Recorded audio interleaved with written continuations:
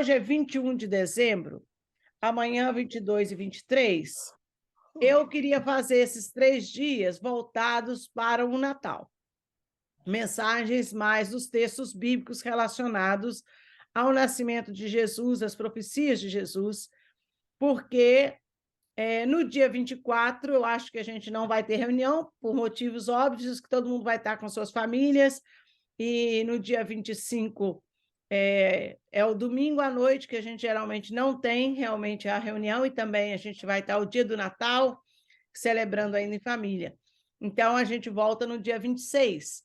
Então, eu acho que a gente faz hoje, quarta, quinta e sexta, 3 dias com mensagens referentes ao Natal, ao nascimento de Jesus e à vinda dele para nós, lembrando, né, as passagens bíblicas sobre esse evento que é o maior de todos, de toda a humanidade. Então, é próprio Deus se fazendo homem e vindo até nós. Então, nós não vamos ler o texto do nosso presente diário hoje, mas eu quero ler um texto do profeta Isaías, capítulo 9, que é uma das profecias sobre Jesus. Então, eu quero ler e quero a gente pensar sobre isso. Imagina a Deus prometer que ia enviar um Salvador. Deus fazer uma promessa que ia enviar alguém, que ia redimir. A promessa foi feita não apenas através de Isaías, o profeta, mas essa promessa foi feita, na verdade, de muitas maneiras, através de muitos profetas, em várias épocas diferentes. Deus prometeu e renovou essa promessa até o dia que essa promessa se tornou verdadeira realidade, se cumpriu a promessa. E Deus fez acontecer o que ele disse que iria acontecer. Deus sendo Deus, ele promete algo e ele cumpre aquilo que ele promete. A primeira de todas as vezes que Deus prometeu alguém para solucionar a situação da humanidade aconteceu no Jardim do Éden. A primeira de todas as promessas sobre um Salvador. A primeira promessa foi feita quando Adão e Eva pecou, quando eles se afastaram de Deus. E longe de Deus, se esconderam de Deus, e quando então finalmente vieram a conversar com Deus, e que Deus perguntou e eles falaram o que tinha acontecido, na verdade eles não assumiram o erro, eles se justificaram. Primeiro eles se cobriram com folhas de planta, e Deus então fez para eles roupas com pele de animal, significando que houve um sacrifício de animal para tirar a pele, para cobrir a nudez deles. E Deus fez uma promessa. Adão falou: foi a mulher que o Senhor me deu, jogou a culpa para Eva. Eva disse: foi a serpente, né? Cada um jogou a culpa para o outro, ninguém assumiu o pecado ou o erro que tinha feito, de ter desobedecido a ordem de Deus. Então, o homem pecou e se separou de Deus, se afastou de Deus, que a Bíblia diz que a única coisa que nos separa do nosso Criador, de Deus, é o pecado. E o que aconteceu é que teríamos que achar um jeito de voltar para Deus. E o único jeito de voltar era através de um sacrifício, de um inocente. Jesus seria o único sem pecado capaz de ser sacrificado, um sacrifício que fosse aceito por Deus para perdão dos nossos pecados. Então, Deus prometeu, quando ele falou lá no Jardim do Éden, ele, quando falou com a serpente, ele disse que o fruto da mulher ia pisar a cabeça da serpente, que a serpente ia morder o calcanhar dele, mas que ele ia pisar a cabeça da serpente.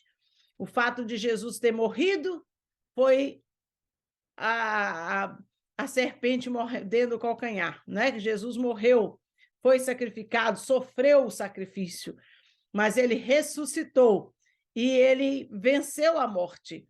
E ele veio como Senhor Todo-Poderoso para nos salvar. Então, Jesus, o Filho de Deus, é o fruto da mulher, nascido de mulher, ia pisar a cabeça da serpente. Jesus é o único capaz e com poder de pisar a cabeça de Satanás, de destruir Satanás, os seus feitos, as suas obras, para sempre, eternamente. Então, Jesus, a primeira promessa de que haveria um nascido de mulher que viria para destruir as obras de Satanás, foi lá no Jardim do Éden, quando Deus prometeu que haveria um nascido de mulher. E depois disso, várias outras profecias foram apontando que haveria um Salvador, que nasceria um de uma virgem, que viria um de Belém, de uma terra, falava cidade, falava a virgem, falava vários sinais que Deus deu de que haveria o Salvador. E a profecia que nós vamos ler de Isaías, capítulo 9, é uma das mais bonitas que eu acho, admiro, gosto de ler e reler muitas vezes, porque... Vou pegar aqui o óculos. Porque...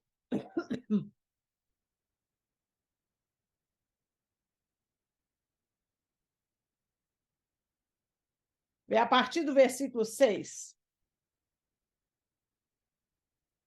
Aliás, capítulo 9, eu vou ler o primeiro e o segundo versículo, depois eu vou pular para o 6. Vamos ler a partir do primeiro. Para a terra que estava aflita, não haverá escuridão.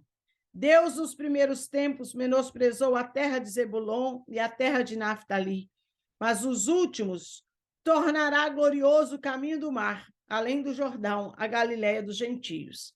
Então, uma terra que foi afligida, aflita, que sofreu, mas Deus iria tornar glorioso essa terra.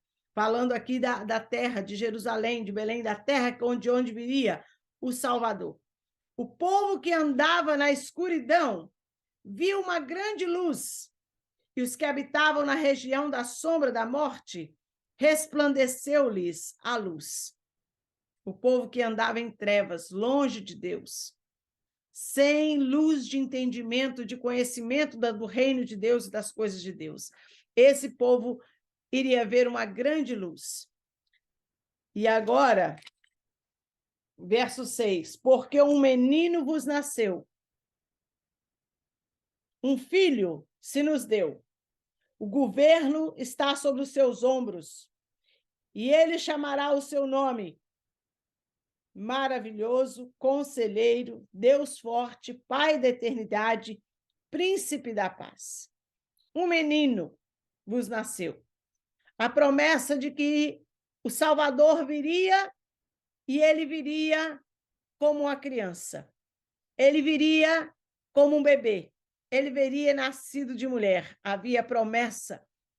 E Jesus, nós conhecemos a história de como que o anjo anunciou o seu nascimento a Maria. Nós vamos estar revendo essa passagem bíblica também amanhã. Então, Jesus, um menino que nasceu, Isaías estava aqui falando isso muitos e muitos e muitos anos antes do nascimento de Jesus, que um menino iria nascer e que um filho seria dado e que esse filho teria o governo sobre os seus ombros. Ele teria a liderança, ele teria a autoridade, sobre ele estaria o cetro, o comando, o poder, a glória, a majestade de Deus sobre esta criança. Jesus era essa criança que veio nascido de mulher, porém, obra do Espírito Santo de Deus, sem pecado. Ele veio e sobre os seus ombros estava o poder e a autoridade. Sobre ele estava o comando. Ele se despojou da sua glória, ele abriu mão de ser Deus, não deixou de ser Deus, ele abriu mão de usar os seus poderes como Deus, enquanto ele se fez homem para habitar entre nós. Mas havia sobre ele uma unção, uma graça, e era claro e nítido de que ele era especial, ele era o prometido, ele era o Salvador enviado.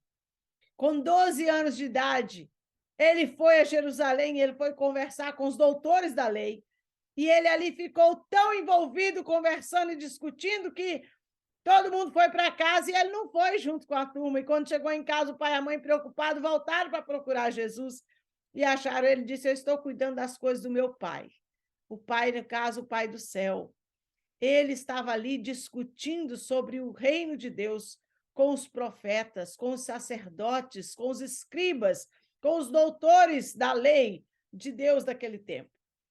Com 12 anos, estava claro que havia algo de especial naquela criança. O governo estava sobre os seus ombros. E ele será chamado. Olha o nome dele. Quando ele foi anunciado, o anjo disse a José qual seria o nome do menino. Jesus, Emanuel, Deus conosco. O Deus que se fez carne habitou entre nós. Deus que viria para a nossa salvação. O próprio Deus, um com ele, ele se faria homem, um de nós, para que nós pudéssemos entender a salvação, entender o reino de Deus, entender a mensagem de Deus. Era necessário que ele viesse. Havia uma promessa de que ele viria. E o nome dele será, olha, ele será chamado Maravilhoso. Maravilhoso não é apenas de beleza. A gente olha essa palavra e pensa só no termo da aparência física, uma coisa maravilhosa, coisa linda de se ver. Aqui o maravilhoso é que ele ia fazer maravilhas. A maravilha de salvar um homem, de transformar um coração, essa é uma maravilha que só Jesus pode fazer. Quem que pode entrar no coração humano? Quem que pode transformar uma pessoa? Meu marido, uma vez, teve um acidente e rachou a cabeça bem aqui no meio. Foi para o hospital, teve um ferro que bateu aqui nele, no trabalho dele. E quando eu cheguei lá no hospital, a médica veio para costurar, e eu estava junto na hora que ela chegou. Eu falei: peraí, doutora, peraí, costura não. Deixa eu botar umas coisas aí dentro primeiro, depois a senhora costura, para ver se muda a cabeça. Ela riu e falou assim: ah, se a gente pudesse, né? Falei: pois é, se a gente pudesse transformar as pessoas. A gente brinca, mas o sonho de todos nós não é transformar algumas pessoas? Você não tem uma lista de pessoas que, se você pudesse, você entrava e transformava o coração delas, e mudava a cabeça delas, e mudava o pensamento delas? Se você pudesse, você fazia algo para mudar, para transformar a maneira de ver, de pensar daquela pessoa, de agir. Ah, quantos sonhos, quantas pessoas, né? A gente tem uma lista enorme de gente que a gente queria mudar. Talvez o nosso nome está na lista de alguém que alguém queria mudar nós também, né? Tem esse detalhe. Mas Jesus é o único maravilhoso que pode fazer maravilha, a maravilha de transformação. Ele transforma o homem de dentro para fora. Ele consegue mudar o coração do homem. Ele consegue mudar as nossas intenções, ele consegue mudar a nossa alma, ele consegue mudar a maneira da gente ver as coisas. Ele é o único que consegue mudar o ser humano, que consegue fazer um criminoso e bandido se arrepender e ser transformado numa nova criatura. Só através de Jesus que um pecador é regenerado, é transformado. A gente luta e ora por pessoas que estão na luta para deixar o vício, a droga, o álcool, a bebida. Queridos, eu oro porque só uma experiência com Jesus, que é aquela transformação de dentro para fora. Hoje tem muitos tratamentos maravilhosos, científicos, médicos, terapeutas, psicólogos, neurologistas, tantos trabalhando nas questões emocionais, pessoas com feridas na alma, pessoas com problemas sérios emocionais, pessoas com problemas sérios que levam a drogas, bebidas, a violência, a atitudes, a dupla personalidade, é tanta bipolaridade, é tanto nome novo para tanta coisa hoje, e tantos tratamentos que existem para tudo. Mas uma coisa é certa, é só Jesus.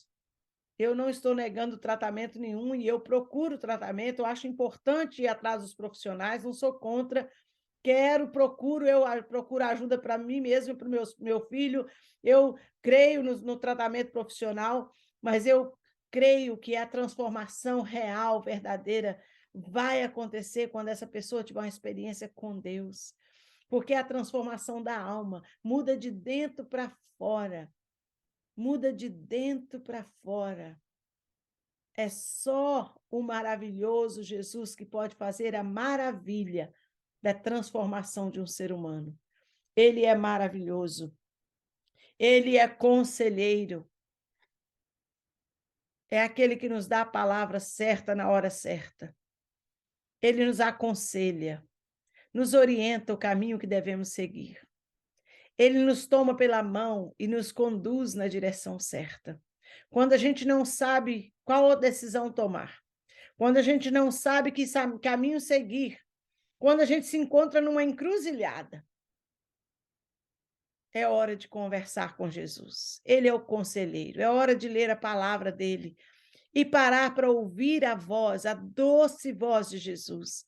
Ele é conselheiro, o conselho dele é maravilhoso, o conselho dele dá luz, dá direção. E se eu ouvir e atender ao conselho dele, eu vou ver diferença, eu vou ver mudança na situação. Ele é o nosso conselheiro.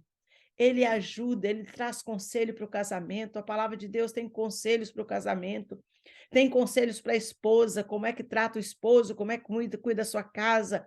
A palavra de Deus tem conselho para o marido, como amar a sua esposa, como se dedicar a ela. A palavra de Deus tem conselho para os pais, como educar os seus filhos, como orientá-los no caminho de Deus. A palavra de Deus tem conselho para os patrões, como fazer seus negócios, como tratar seus empregados. A palavra de Deus tem conselho para os empregados, como é que submeter, respeitar e trabalhar junto com o seu patrão. A palavra de Deus tem conselhos para os reis, para os governantes, para as autoridades. A palavra de Deus tem conselhos para o fazendeiro, como plantar, como cuidar da terra. A palavra de Deus tem conselhos, gente, para tudo e para todos, porque ele é o nosso conselheiro. Que coisa rica poder ter alguém. Hoje se paga caro, não está tendo vaga para terapeuta. Gente que vai lá e olha que o terapeuta não dá conselho, é só escuta. Você paga para alguém te escutar. E Jesus, o conselho dele é de graça. E você não precisa ter hora marcada, não. Toda hora ele te atende. Ele é conselheiro. Ele é Deus forte. Ele é Deus forte. Tem uma situação que precisa de força. Precisa de alguém que tem poder, influência, governo, autoridade, que fala e acontece. Alguém que pode intervir e mudar toda e qualquer história. Esse Deus forte é Jesus. Ele pode. Ele tem poder. E ele diz que nós podemos buscar e crer. Ele é Deus forte para lutar as nossas batalhas. Nós podemos entender quem ele é. Ele é o Deus forte que, com mão forte, tirou Moisés com todo o povo que era escravo em uma nação e liberou eles livres para seguir o caminho deles. Ele é Deus forte que tirou Daniel da boca dos leões. Ele é Deus forte que salvou os amigos de Daniel da fornalha de fogo. Ele é Deus forte que fez maravilhas, sinais e milagres e ainda faz até hoje na nossa vida. Deus Todo-Poderoso, que nos socorre, que nos ajuda, que nos esconde debaixo das suas asas. Ele é Deus forte, ele é o Pai da eternidade. A eternidade, a vida eterna pertence a Deus. Ele é o Pai. E ele tem a eternidade para doar, para nos presentear. Ele diz que todos aqueles que creem em Jesus não morrerá, mas terá a vida eterna. Porque essa vida eterna, viver para sempre com Deus, é algo que só Deus pode dar, porque ele é o Pai da eternidade. Jesus, ele morreu e venceu a morte, ele ressuscitou, Ele tem nas mãos a eternidade. Ele é vida, a vida. Ele é o dono, o criador da vida. Ele é a própria vida. Ele é o Pai de uma vida eterna, sem fim. Só Ele pode nos dar a vida eterna e garantia de vida eterna, porque Ele é o Pai da eternidade. E Ele é o príncipe da paz. Nós estamos vivendo num mundo de guerra, num mundo de conflitos, num mundo de desconfiança, de injustiça, num mundo onde as pessoas se revoltam, se iram por muito pouco, no mundo em que as pessoas buscam vingança com as próprias mãos, no mundo em que não há paz. Jesus é o príncipe da paz. Ele vem oferecendo a paz que o mundo não pode dar. Uma paz que excede o entendimento humano, uma paz que não depende das circunstâncias que nós estamos vivendo, porque a paz dele depende apenas, exclusivamente, da presença dele na nossa vida. A paz vem da certeza de que ele está cuidando de nós. A paz vem da certeza que ele é justo juiz e o que acontecer, ele não vai deixar impune, porque ele está vendo e ele é justo. Pode não ser do meu tempo e na minha hora que eu quero ver a justiça ser feita, mas na hora de Deus ela vai ser feita, porque Deus é justo. Ele não deixa passar em branco uma situação de injustiça, ele não deixa passar impune, porque ele é Deus de justiça. E a paz dele é a certeza de que ele está vendo. A paz que eu sinto é porque ele está no comando, a minha vida está nas mãos dele. E eu posso descansar na certeza que esse Deus, esse príncipe da paz, está cuidando de mim. Eu posso ter paz em meio à guerra. Eu posso ter paz quando todo mundo está em desespero. Eu posso ter paz porque eu tenho a presença dele, a certeza do carinho e do cuidado dele com a minha vida. A paz que eu tenho vem do príncipe da paz, dessa certeza. Queridos, para que se multiplique o seu governo e venha a paz sem fim sobre o trono de Davi, seu descendente, e sobre o seu reino, para estabelecer e fortificar em juízo e em justiça desde agora e para sempre.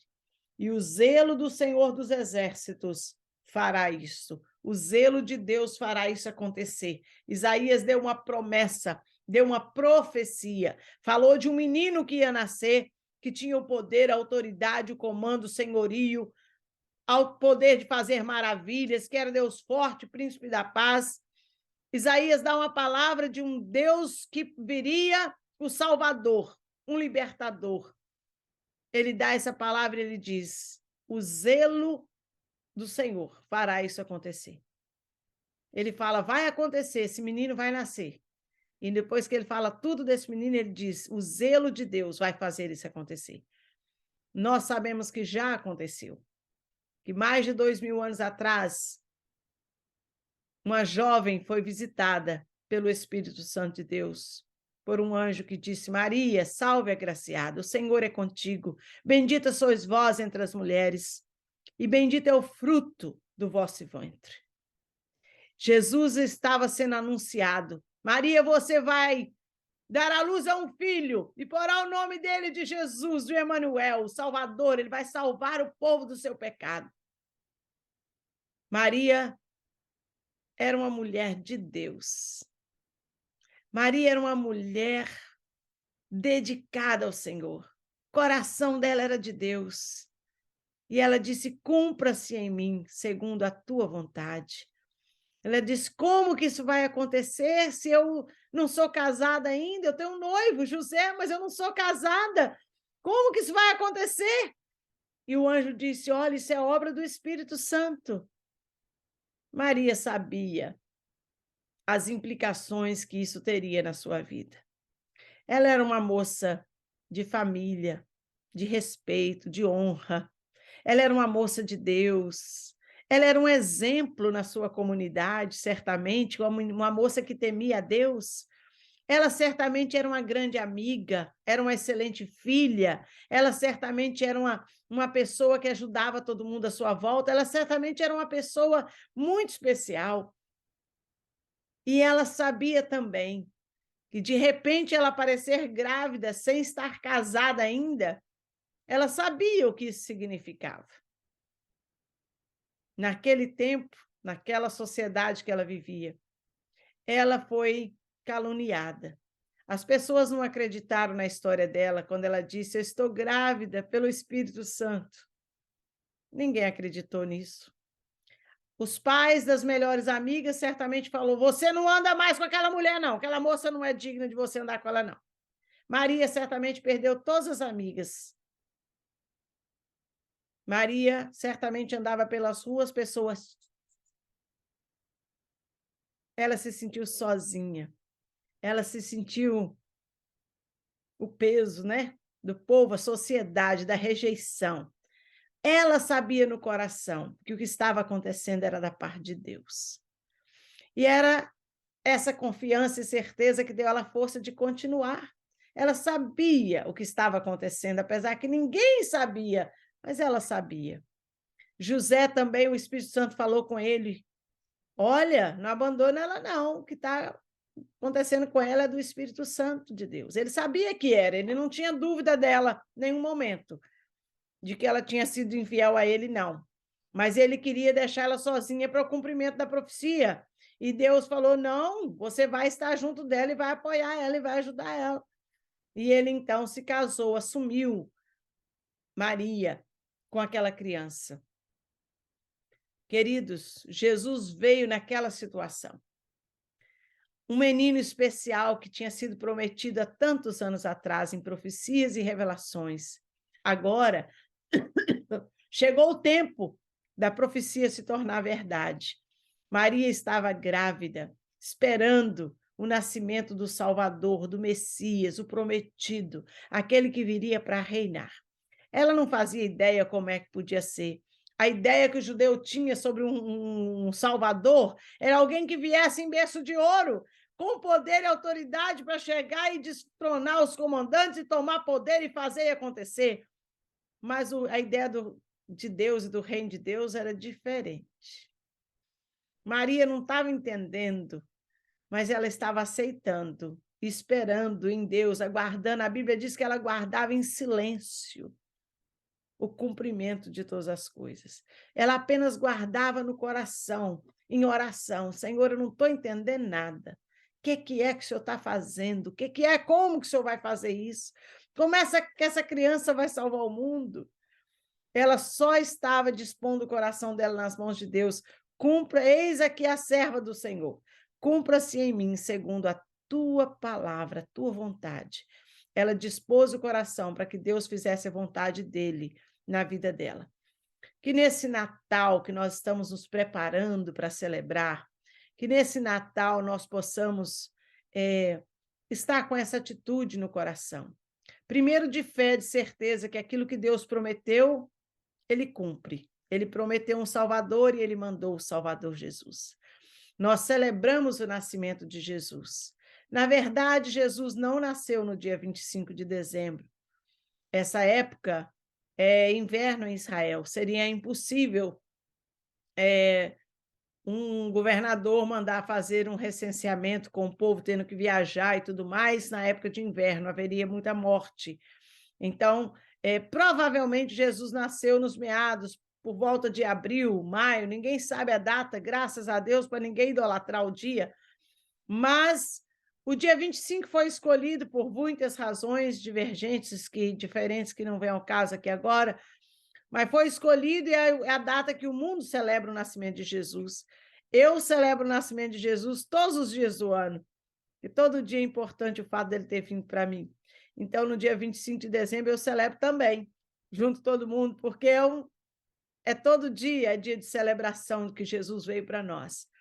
Mas o importante é nós lembrarmos de celebrar da maneira certa, de lembrar o que Jesus fez por nós e qual a missão dele ao vir até nós, para nos dar salvação, entendimento do reino de Deus e da sua graça. Que nós possamos celebrar o Natal com o coração voltado para Jesus, que é a mensagem central do Natal. A gente possa celebrar o Natal voltado para o autor do Natal, que é Jesus, a razão do Natal, que é Jesus. Se celebramos o nascimento dele, ele é o aniversariante. Quem tem que ganhar presente é Jesus, né?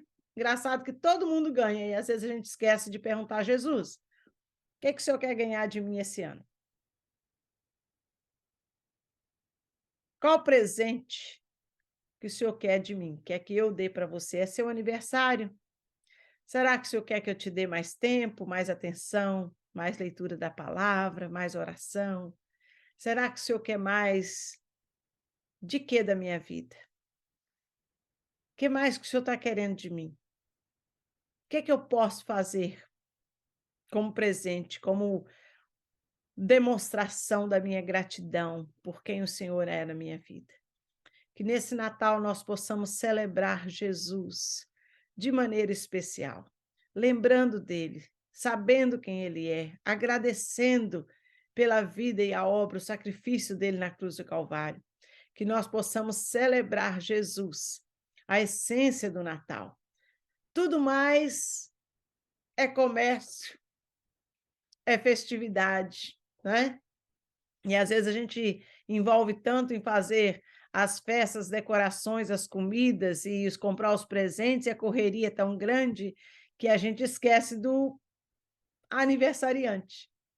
A gente deixa para depois e deixa passar, porque não dá tempo para ele. Então, que nós possamos ter esse cuidado de celebrar o Natal, mas sabendo quem é Jesus e realmente dedicando a ele momentos especiais nesses dias que nós dedicamos a ele, ao seu nascimento. Amém? Que Deus abençoe a palavra dele no nosso coração, de que a gente não esqueça quem ele é e que a gente o celebre de todo o nosso coração. Feliz Natal, feliz comemorações, mas celebrando o verdadeiro Natal, que Jesus veio para perdão dos nossos pecados, para nos dar vida eterna. Amém?